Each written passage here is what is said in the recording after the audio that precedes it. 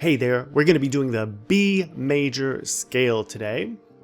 This scale has a slightly different fingering for the left hand, as some of the other scales do on the white note scales. So let's get started. From now on, I'm not going to show you actual music. Instead, I'm going to show you a side view of my hands. This gives you a better idea of technique for doing these scales. For B major for the right hand, we're going to be starting with the thumb, just like we did on C, D, E, G, and A. And we're going to follow the same finger pattern you do for C major. You're going to be playing all 5 black notes. B major has 5 sharps in it. So let me demonstrate it first.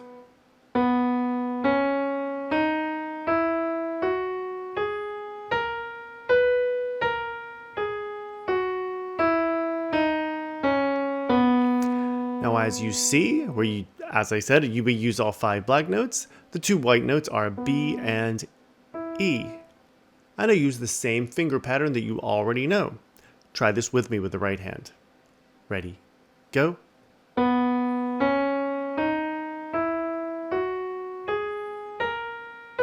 Back down.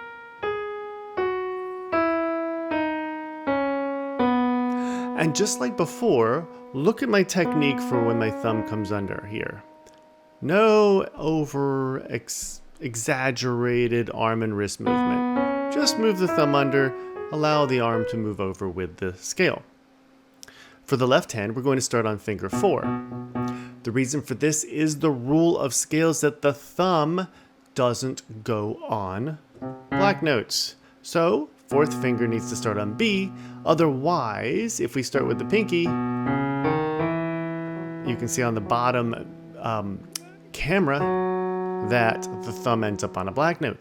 So we start with the 4th finger, and the thumb ends up on E. Then the 4th finger comes over, and we end up with the thumb on B again. And as you get through all the black notes, the thumb comes under to play that E, and we end up on finger 4. Try this with me, a little slower. Ready, go. 4 over, back down, thumb under,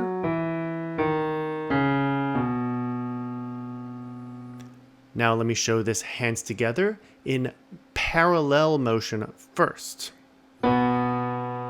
You may want to take this very slowly to make sure you get the fingering right, but you can try it with me.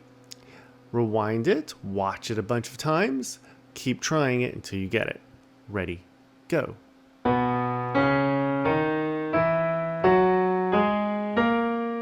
down.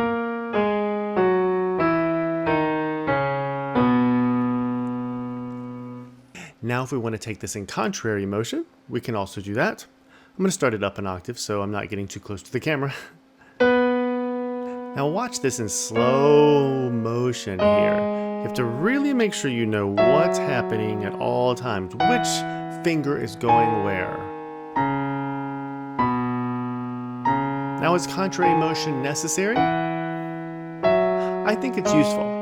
It gives you more kind of a control of your hands, a better perception of what's going on the keyboard. Try this with me at about the speed I just did. Ready, go.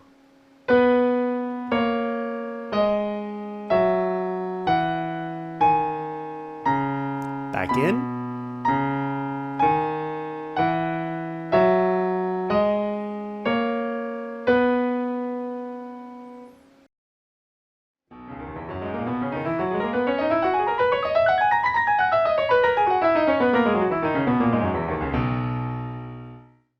And now for a different angle for 2 octaves. This is going to go pretty quick. As we get to the top with the right hand, it's just like C major. So you already know that. With the left hand, we start with 4, 3, 2, 1, 4, 3, 2, 1. Then when you get here, if you want to keep going, you bring 3 over to play the C sharp. And continue with the same fingering. On the way back down, Instead of playing fourth finger on the B, you bring the thumb across or under, and keep going with the normal fingering. Let me show that hands together, and you can try it with me if you like, if you're at this stage already. 1, 2, ready, go.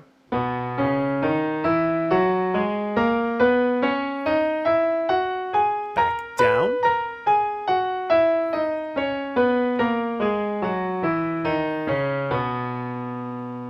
And if you like, you can take that same technique and go through more octaves.